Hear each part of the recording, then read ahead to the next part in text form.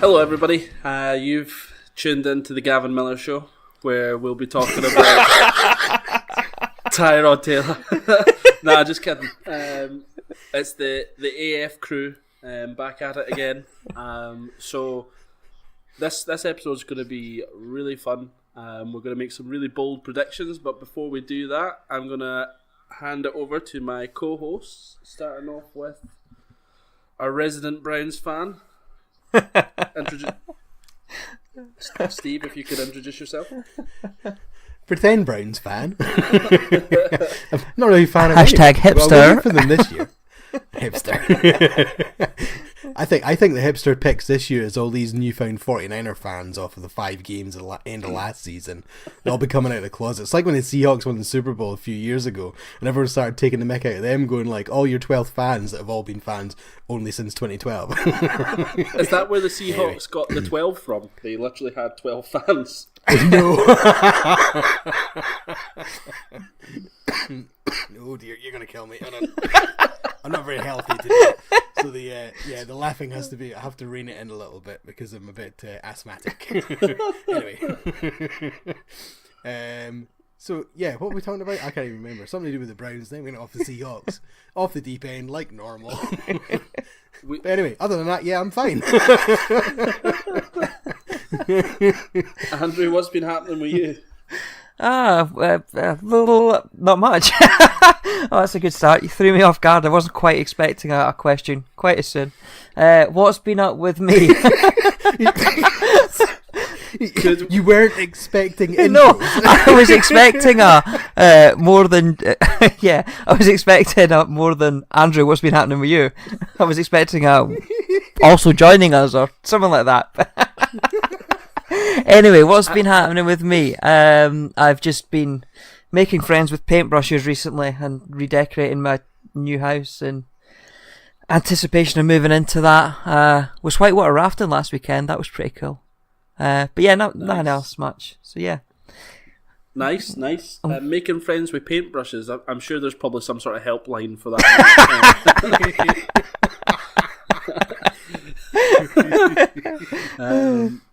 So yeah, as per usual, we've managed to ruin the podcast within 5 minutes, and I've not even mentioned Tyrod Taylor yet. You did. You mentioned Tyrod straight away. It was that the Gav. Didn't count. That didn't count. Okay. So this episode we are gonna chat about a few really bold predictions. We're gonna make some way too early predictions on a lot of different things, but before we get into that, hopefully you've all been watching All or Nothing, which has been on Amazon Prime for the 3rd season. This year it covered the Dallas Cowboys, which was, again, I love the way they do these things, just that, you know, the insight and they do it just so well, like the way they do all the behind the scenes stuff, all the interviews, all the stuff they catch the players saying. I literally do not think anyone does that as good as the NFL does. But yeah, guys, what's been your thoughts so far on All or Nothing? I thought it was good, as always. I didn't quite get into it as much as I did the first 2 seasons. Did you not think it was maybe a little bit reserved, this one? It definitely felt staged, I thought. It definitely felt like they knew the cameras were there. And then they didn't play up to it. They hid away from it. So yeah, I get your feeling. One of the just on that point, this is definitely jumping ahead, but one of the big disappointments for me was just there didn't seem to be that many characters like in that locker room. There wasn't that many people where you were like, oh my god, he's so cool, or oh my god, he's so crazy. Like obviously in the last season, who was it again? The guy from the Rams who didn't believe in dinosaurs. You just didn't have. Oh, the big defensive lineman. Oh, yeah. what's his name? Did he not go to the Dolphins? Or have I made that up? Or is that Robert Quinn? Have I made that up? Quinn went to the Dolphins. Well, William Hayes. William Hayes? Hayes, that's it. Yeah, Willie Hayes. Yes.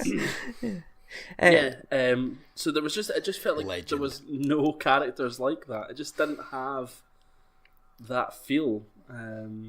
Yeah, I think with everything you hear about Des Bryant, and the supposed character that he is.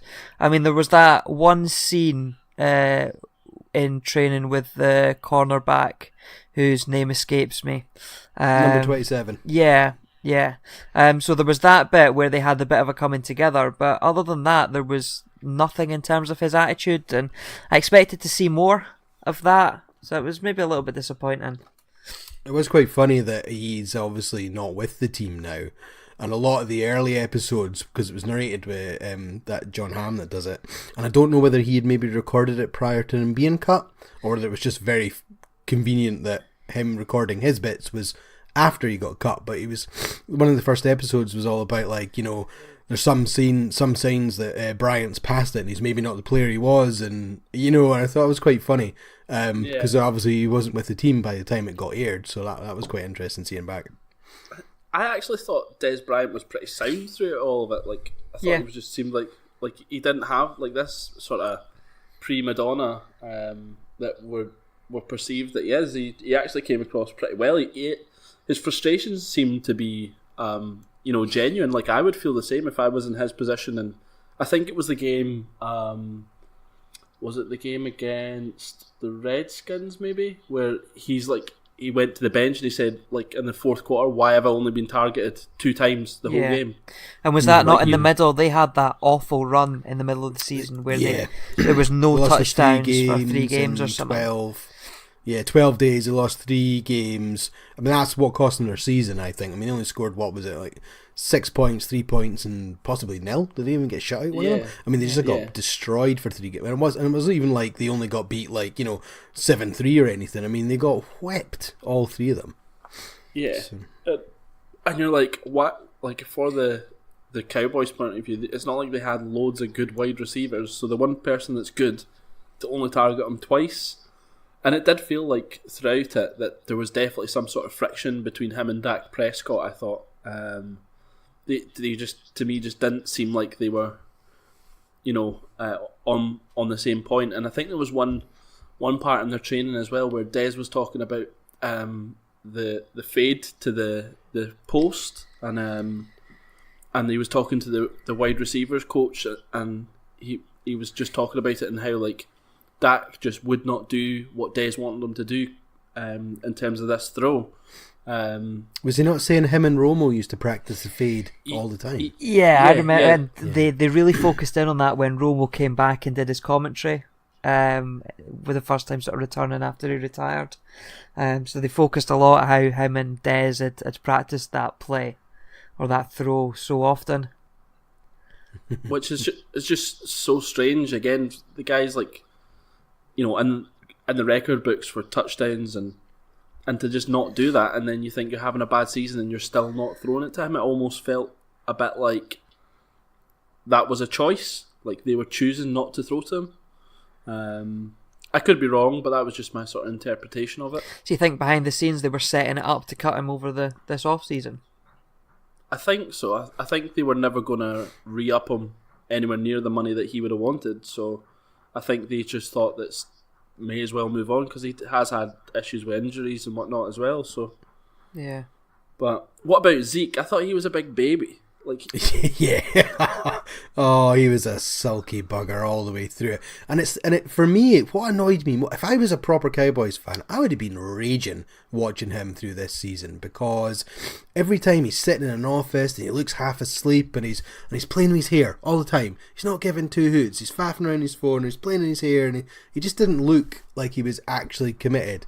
And even the training camp runs, I mean, I know they don't play 100%, but the only time I thought he was actually training at a decent capacity was when he got back off his 6-game suspension, Yeah, but, and that was probably just down to wanting to play football. Yeah, because he'd been kicked out for 6 weeks. So. Yeah, and I mean that tied in. Remember, there was that game at was it the second or third game of the season where they got annihilated, and there was the accusation against Zeke. He only had 10 carries. Yeah, and he just wasn't trying, because I think there was one play where there'd been an interception and he just basically shrugged his shoulders and stood still and watched them run it back. Yeah, that's right. That is right. So So maybe there's. an attitude problem there with him that came through in it, which, yeah, he's still a hell of a player though, isn't he? Even though it was staged, when he came back and Jerry Jones sat him down, I still wonder if, I hope Zeke got the message at that point. I hope he was sitting thinking, holy shit, the big man's telling me to get my shit together now. It's about time I sort my stuff out. Yeah, but I suppose particularly after a big 6-game suspension, which was huge, and for them to then say, no, you're sort of our guy, really get your head down, get your head in the game, and hopefully he does for them. The one guy that really stood out for me through the whole thing was Sean Lee. I'm waiting for the medical opinion. But I think in all the seasons I've watched, in terms of a player that appears to just get the game, he seems miles ahead. He to me looks like a head coach of the future. Yeah, I mean, the last 3 episodes, I think he was the one that was sitting at the computer talking to the defense and the special teams and running through plays and playing things back and saying, you've got to watch for this guy doing this, and you've got to watch for this, and this is what we're doing here, and this is what we're doing. You're absolutely right. He is, mentally, he has got it all. He is definitely what they call football intelligent. Yeah. The slight on him has been, and they even referenced it in the show itself, the slight on him has always been that he just can't stay healthy. He is injured all the time. Yeah. And he's like, it's a huge blow to there's such a different defense when he plays and when he doesn't play.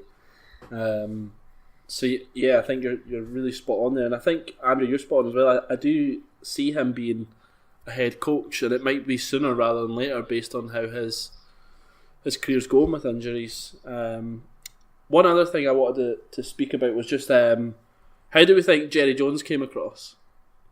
Not too bad, actually. I quite liked him. I think before watching the series, I'd always viewed him as he's a bit of an outspoken, borderline nightmare as an owner, because he wants to be in control and he wants to shape things and whatnot.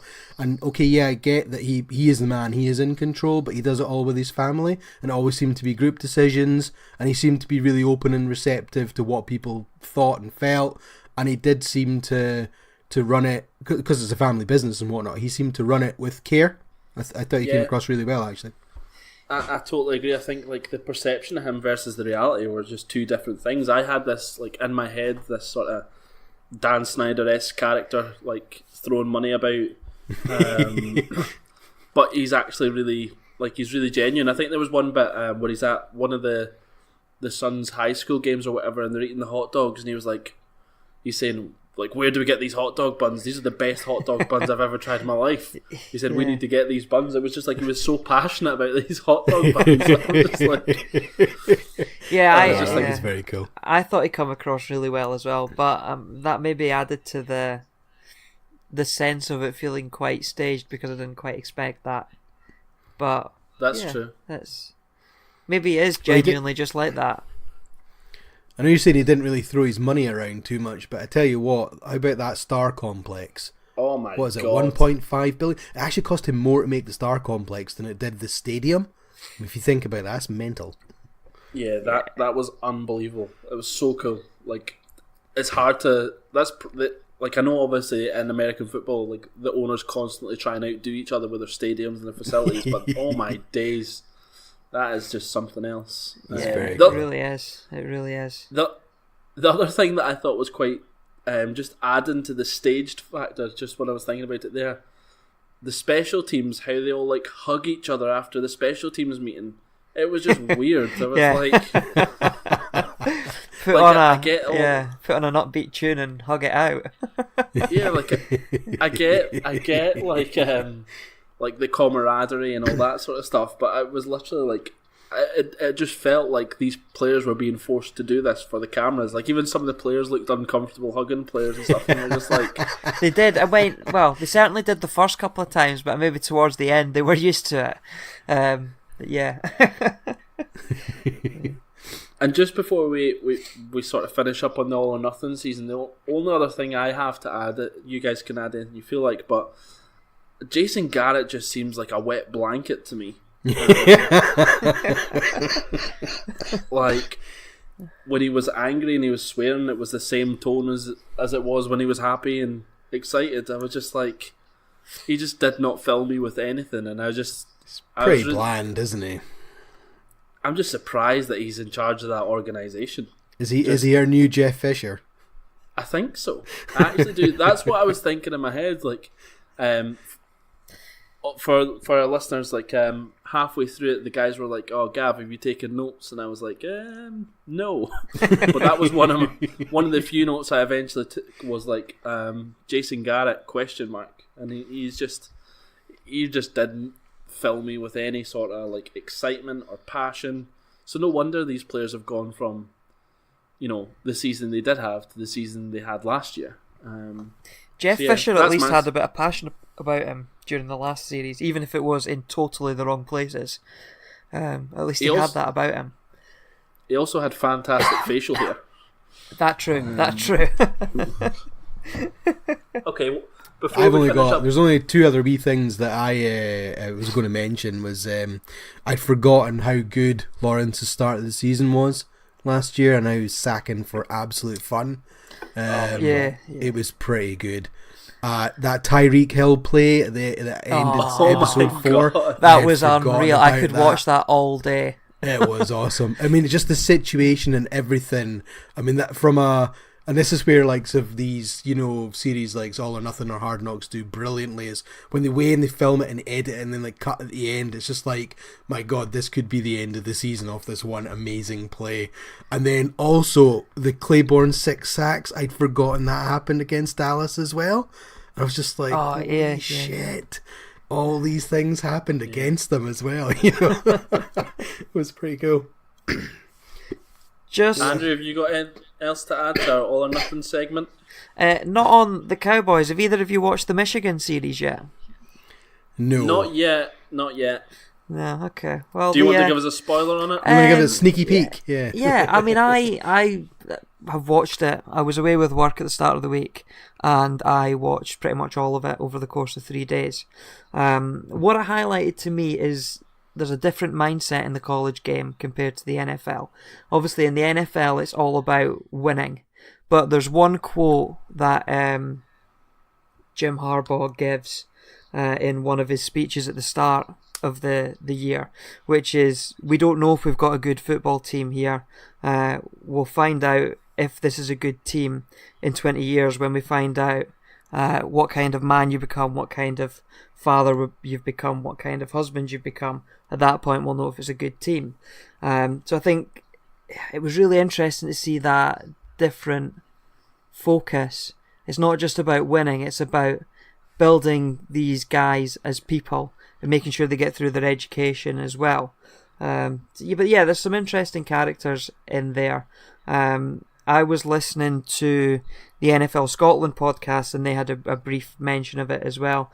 And one of the guys on there had said that Jim Harbaugh was a guy that you would like to put in charge of your kids at that point of their lives. He does come across in it really well.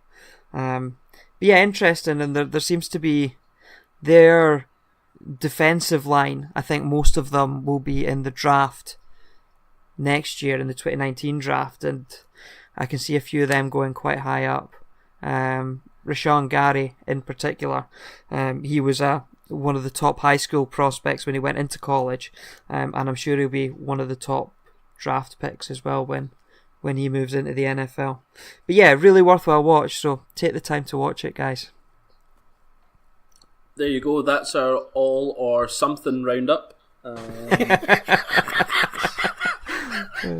Did I get that wrong? Oh, sorry, All or Nothing roundup. Muttley's in the house. He totally is, sorry. Okay, so we're going to move on now to our way too early, way too bold predictions. And we're going to... Will we do like what we done with the draft? Will we keep a tab of these and see how many we get right and review? Yeah, let's Yep. do it. See if we can remember in a year's time what we picked. Someone's going to have to 6 do a months, listen back. but Yeah. It's when it gets to the NFL Super Bowl weekend next year, and it's like the award season comes out, and all these things are happening. We're 2 days before, I'll be like, "Oh, I'm going to have to go and listen back to that episode. What episode was it again?" Yep. It'll be fine.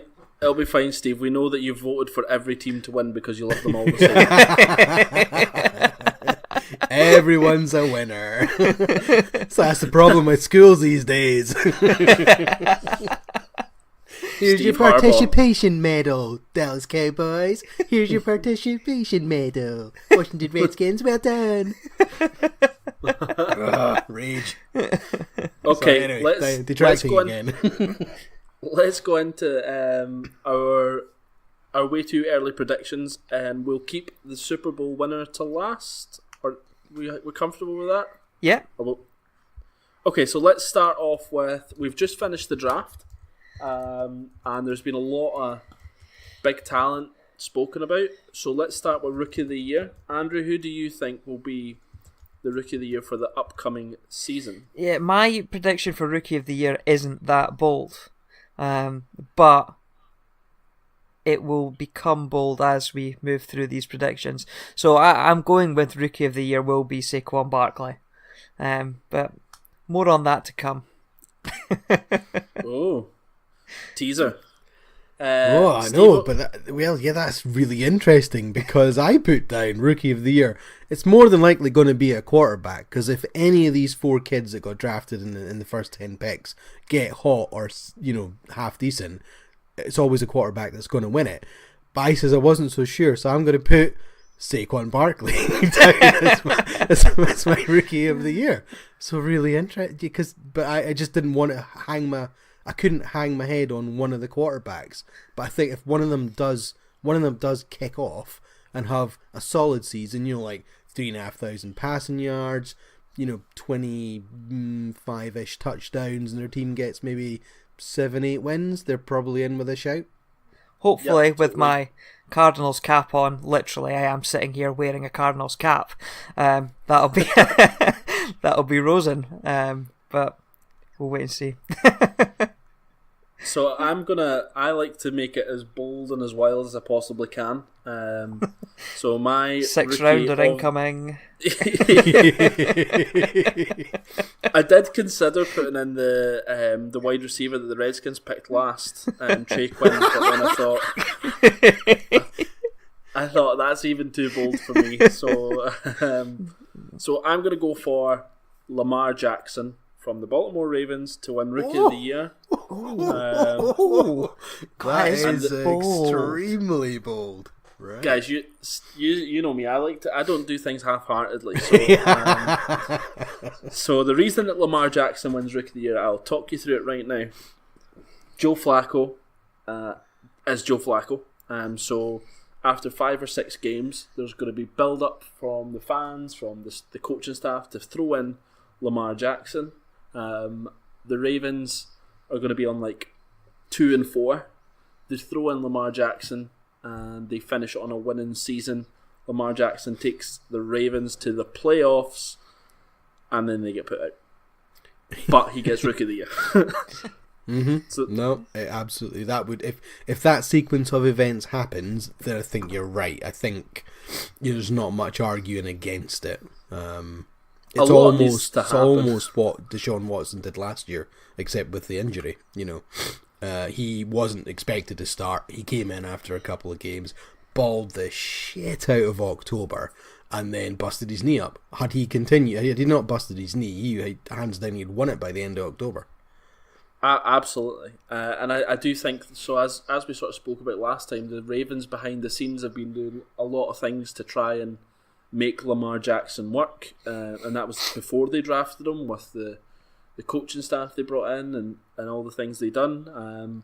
So yeah, I think what you see is Joe Flacco loses his spot, Lamar Jackson comes in, goes on a good run, and even if he doesn't get to the playoffs, I think even if he does something similar to sort of what Garoppolo done last year, so if he wins 5 out of 6 games or whatever, I think he'd be in with a solid chance, because he would because of how poor I think the Ravens will be under Joe Flacco, because he's really regressing.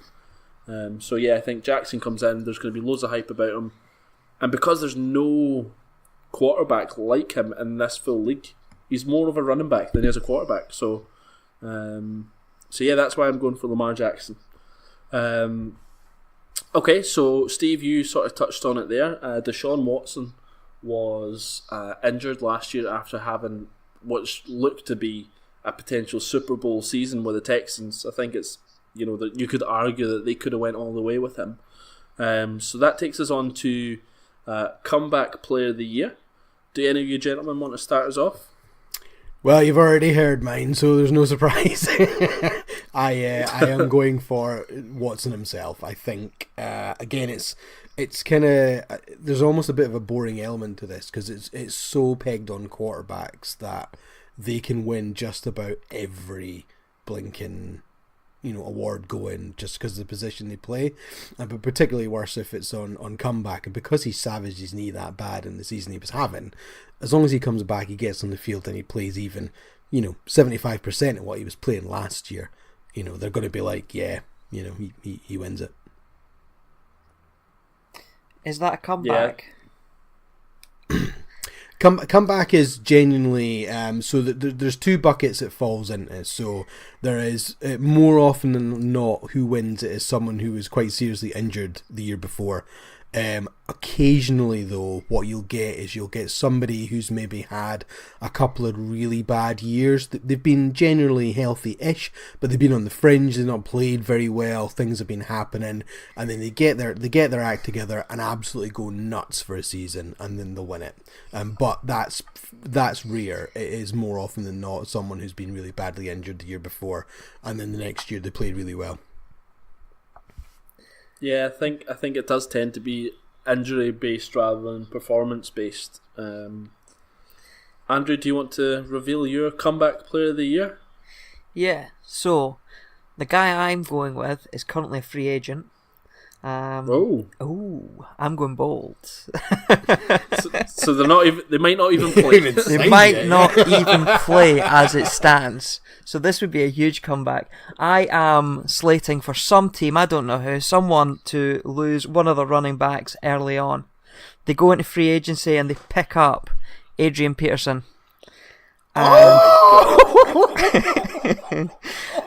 After his year last year, where he was poor at the Saints, he was traded to the Cardinals, he had a couple of okay games, and then he was injured and gone, and he's now a free agent. I think he'll be picked up, and then he will start balling.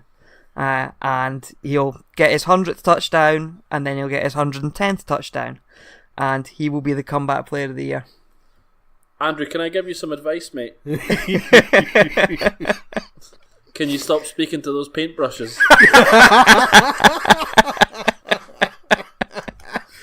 You wanted bold. You wanted bold. That is bold. That is literally... That's like that is italics and bold. Okay. I'm going to go for... I thought mine was bold, but now mine feels bland. I'm going to go for Andrew Luck from the Colts. There's still a lot about whether or not he'll be ready for the start of the season. But I think Andrew Luck is a prime contender. He's a super talent. He's not played in like forever. The Colts done a lot of work in the off season trying to improve their overall roster. They obviously picked up Quentin Nelson in the first round to help protect Luck and keep him up. I think if Luck plays the full season, regardless of the record, unless it's like 2-14 or 3-13 or whatever, I think he's got a serious chance. Just because of what he's been through. So I think if he gets above 5-11 or whatever, I think he's going to be a serious contender for it, just because of how long he's been out and how bad the Colts have been. So that's my thinking behind it. Andrew Luck for Comeback Player of the Year. Nowhere near as bold as Adrian Peterson. Do you think they're going to do an advert like... do you know what? Sorry, I'm just jumping in here. Do you know who's got a right good chance of winning it as well, and I've just totally forgotten about it till now, is David Johnson, of course, because he busted his wrist on week 1. Yeah, that's not bold though, is it?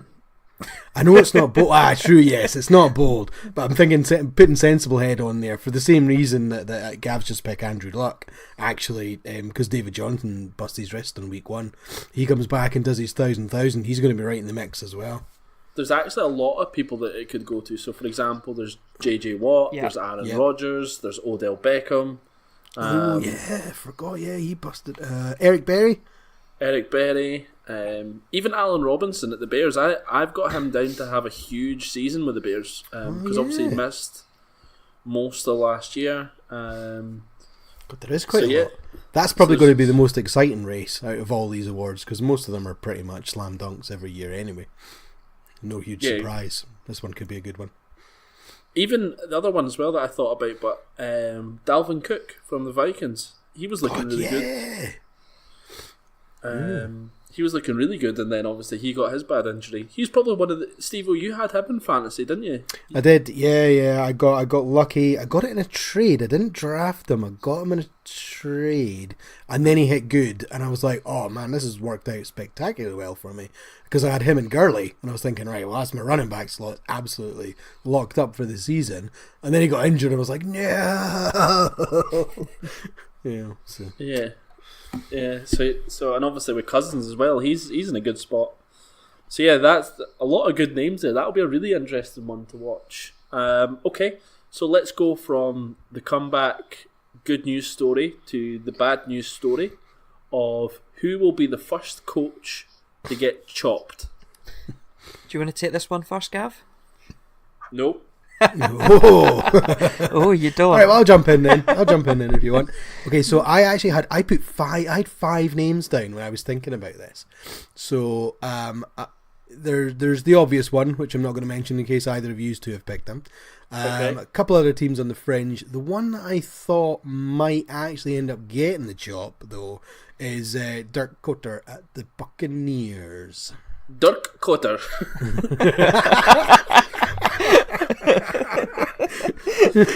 This is going to become a staple of every week now. Every time we do this, someone's got to throw in some kind of faux Dutch accent at some point.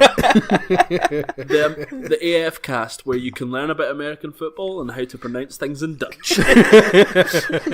Is the American football cast?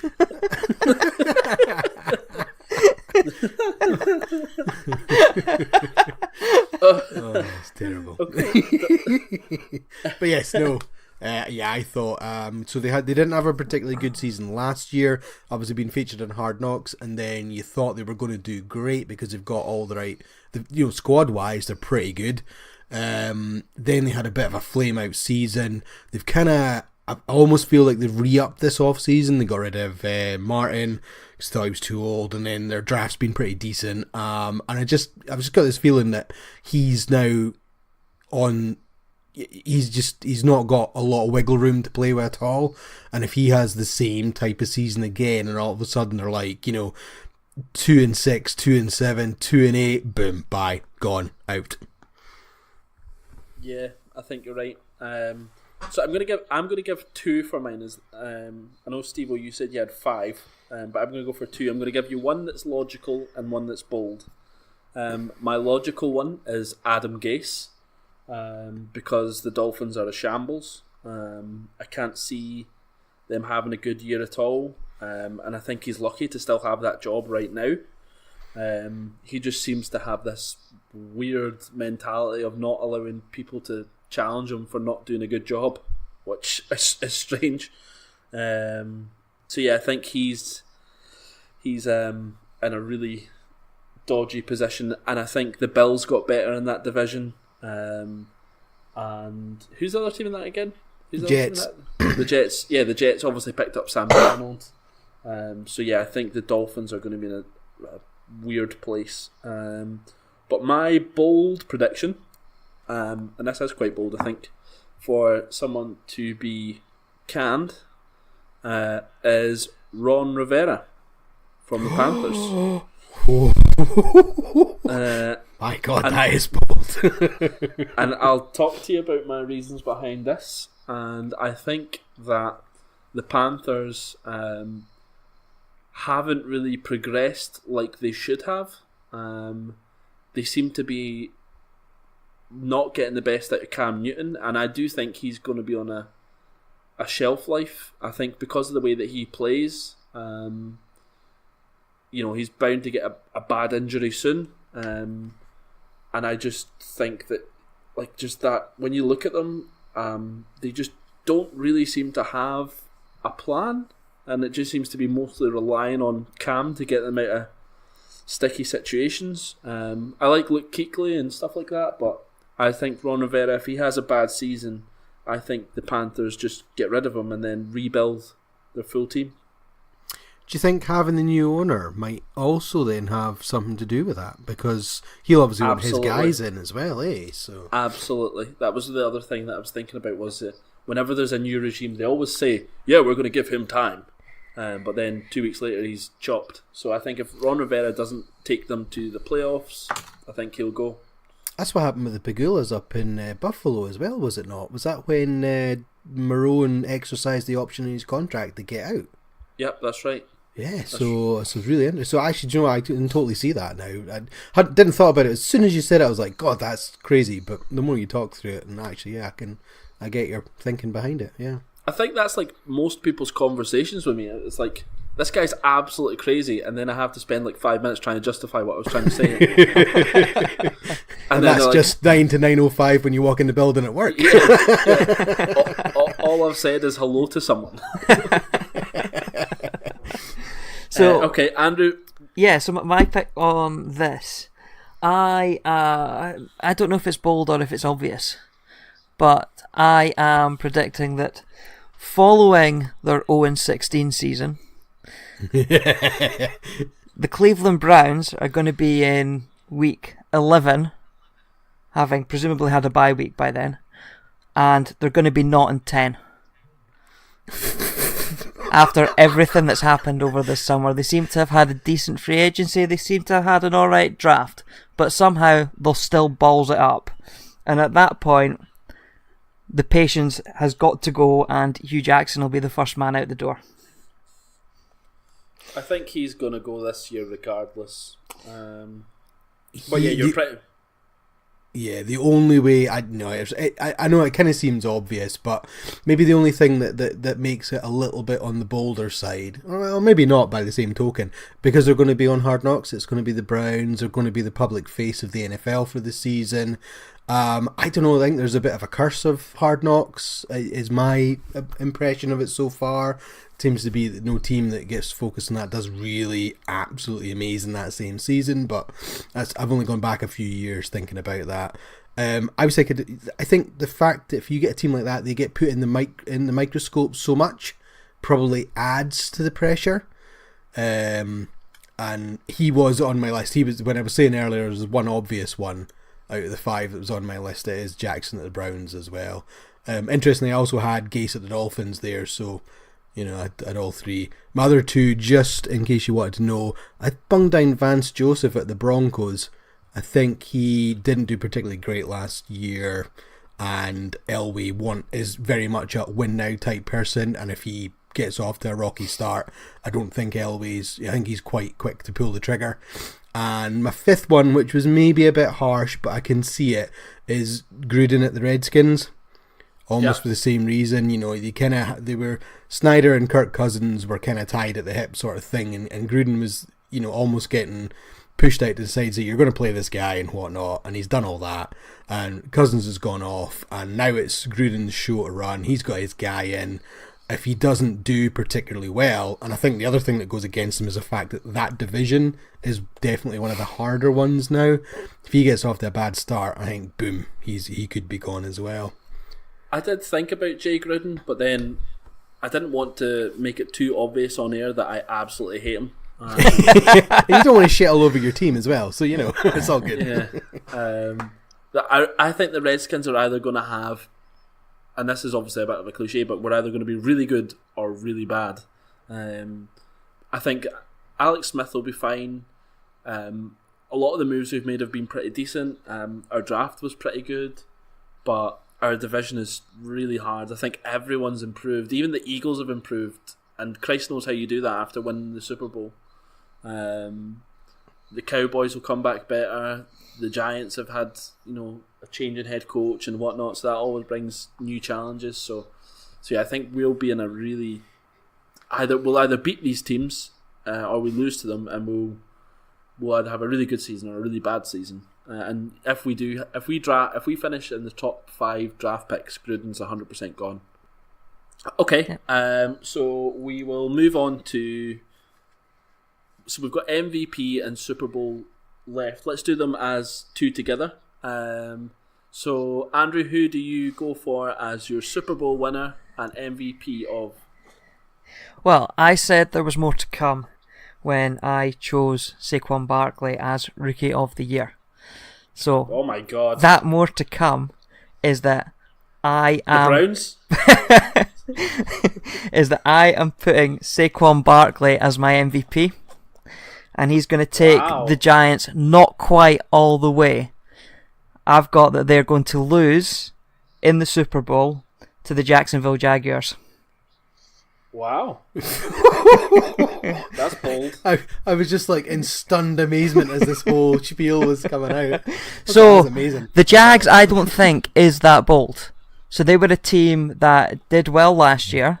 They got to the championship game. AFC Championship game. Yeah. So I think that this time round they'll win the championship game and they'll win the Super Bowl. The bold part of this is going to be the Giants that they're going to beat. But Barkley's going to be there. He's going to take the pressure off Eli. So he's going to be able to resort on his run game. And that'll free him up. He won't feel the pressure as much and he'll start balling. He will have a fit and healthy OBJ to throw downfield to. I think when all is said and done, he'll probably have Dez Bryant on the other side as well. And I just think that whole combination is going to take them nearly all the way. Wow. That is something. Follow that, guys. I can't beat it. No, I can't.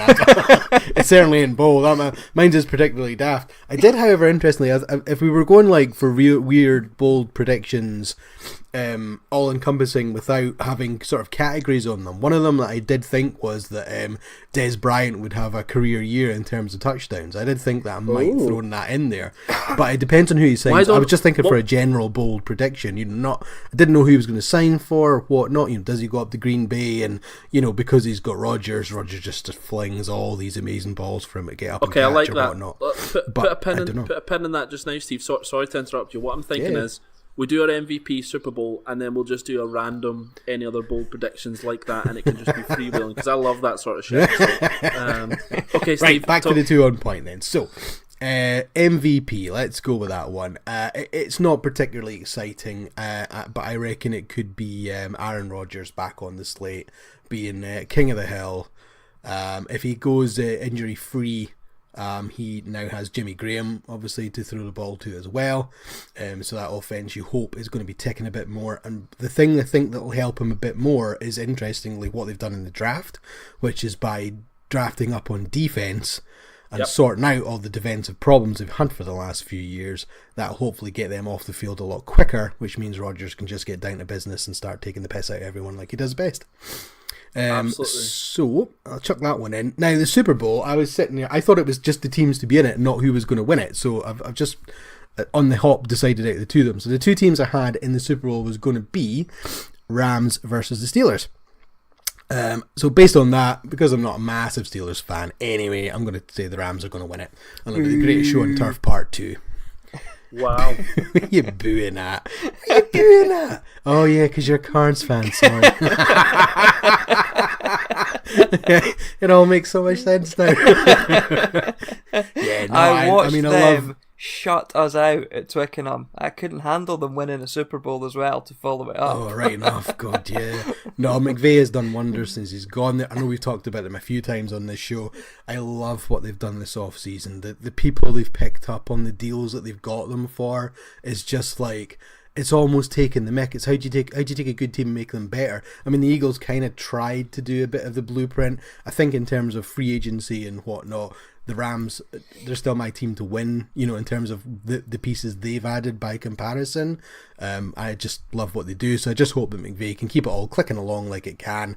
Sue and Donald just decide to go on an absolute tear for the season, and they're sitting there holding the Lombardi at the end. I like it. I was going to say the Rams, but now I feel like I'm going to pick someone else just because I don't want us all to have the same pick. One side note that just popped into my head when you said about Rodgers just doing his thing, and this is going back to All or Nothing, but you know that episode in All or Nothing where the Packers are playing the Cowboys? And they've got like 12 seconds left or something here, and he's just sitting there like the absolute man going, I've got this, don't worry about it, no sweat. There is no player that does that as good as him. There is no, and I know you can have like genuine arguments about Brady over Rodgers and all the rest of it, but there is no player that can do that the way he does it. He's just so poised. He's just so calm. It's like there's 7 seconds left, mate, and you've got to get 9 million yards. And he just sits and he's like, twizzles his mustache a little bit as if to say, easy. Scrambles about side to side, pirouettes, and then throws a huge bomb downfield that some random tight end catches. It's just his thing. Could be the same as any other Sunday. Yeah, exactly. Okay, so my predictions, and I did have the Rams, so I'm now freewheeling completely. So my winner of the Super Bowl to come is going to be Drew Brees and the New Orleans Saints. And the reason behind that is they've got 2 running backs that just people cannot stop. And I think actually Mark Ingram's suspension works out as a positive. Because one, it lets them see how Kamara can handle a load as a true RB1. Mm-hmm. But secondly, once he comes back from that suspension, they've got a fit and healthy Mark Ingram who is ready to come in against teams who are a bit battered and bruised 5 games in. So he comes out and does his thing. I think they were really good last year, and they've their defense was sneaky good. They added to that in the first round, albeit it was a bit of a reach, but they've improved that part as well. So I'm going for the Saints to win the Super Bowl with Alvin Kamara MVP. Whoa, whoa, whoa. Alvin Kamara MVP and not Drew Brees. Wow. Alvin Kamara to be MVP, and I think, and again, I was watching videos of him on the way to work the other day because that's how weird my life is, and he's so good. He's just as good catching the ball as he is running out the backfield. He's I can't believe he went in the 3rd round. He's so good. That's what I'm going for. Yeah, the thing I find absolutely mad about him is just guys can't get him to the ground. It's insane how long he manages to stay on his feet. He's like Marshawn Lynch, but able to catch the ball really well. He just keeps breaking the tackles. I think that's what the Saints will be. Sneaky good, and Drew Brees is Drew Brees. His yards have gone down, like his air yards, but obviously that's going to happen when you have Ingram and Kamara. Why would you keep throwing the ball when you don't need to keep throwing the ball? That's my thinking for this year. So obviously all our predictions, if we round them up. So Andrew, you've got the New York Giants to win the Super Bowl. No, the Jacksonville Jaguars to win the Super Bowl. Oh, sorry, yeah, that's right. With Jags to win the Super Bowl, sorry. Saquon Barkley as both MVP and Rookie of the Year, Hugh Jackson to get the sack first, and AP as the Comeback Player of the Year. And kids, that's why you don't talk to paintbrushes.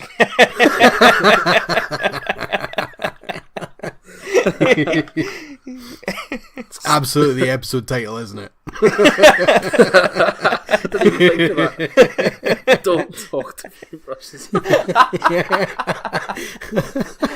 All or something, and don't talk to paintbrushes. Brilliant. Okay, Steve, let's do your roundup.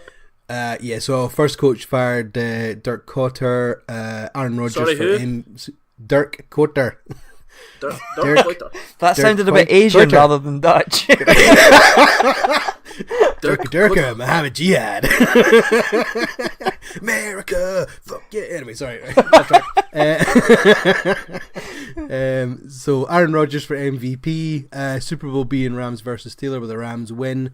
Rookie of the Year, Saquon Barkley. Comeback Player of the Year is Deshaun Watson. Love it. So I said for the Saints and Kamara for MVP and Super Bowl. Adam Gase to be the first head coach to be fired. I can't remember who I said for Rookie of the Year. Lamar Jackson. Of course it was. Wow. That's what, my phone's literally just cut out and all my notes have gone, so I can't actually remember what I said 5 minutes ago. Maybe I should start talking to Paintbrushes.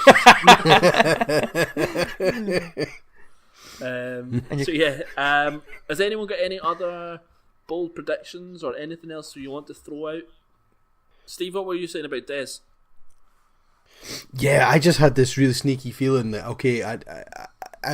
was kind of thinking about it through All or Nothing as well, because it's very much one of these stories that happens in the NFL. You get this player that was brilliant, and they've kind of had a few off seasons, and then they get cut, and then the sort of the 180-degree sign on another team, have the second whirl of the career type thing. So I just thought in my head that it wouldn't, just be really interesting to see, considering he's had nobody, really given him much in the way of offers or anything, that eventually Bryant signs on, and not only does he sign on, he absolutely balls out and gets like some crazy, like 15 touchdowns in a season or something daft like that.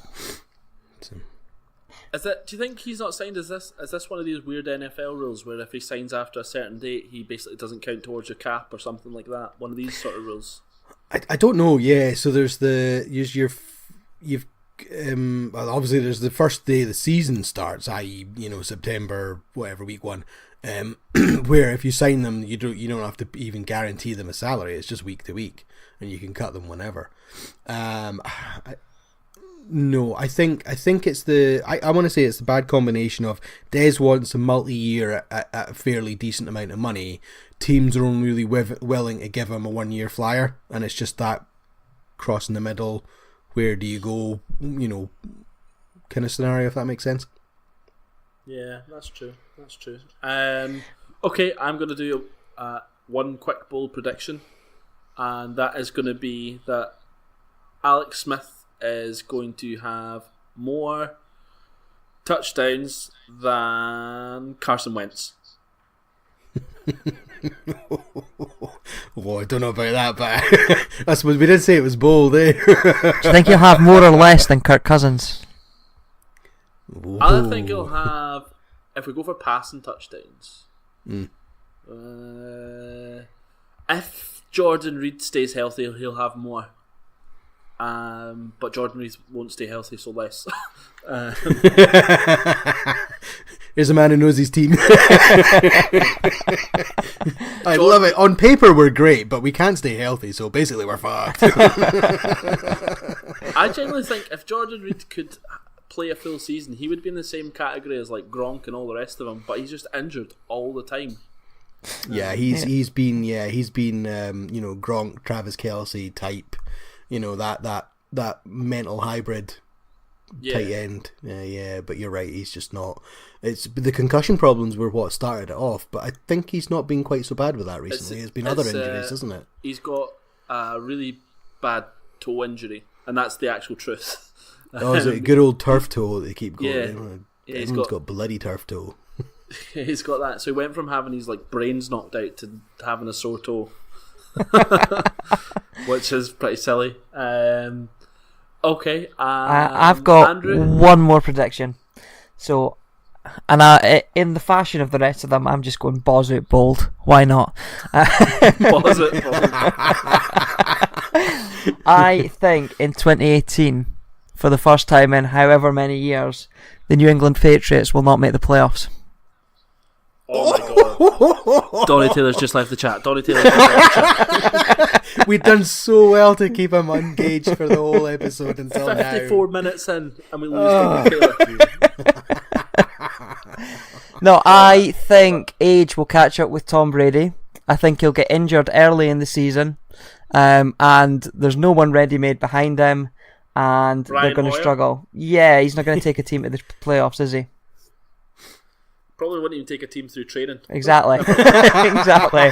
So, that's my bold prediction to finish up, is that the New England Patriots will not make the playoffs. Yeah, I cannot top that. I would love if that happened. Can I just end on one final bold prediction? One final one. You better not say you're going to win the fantasy again.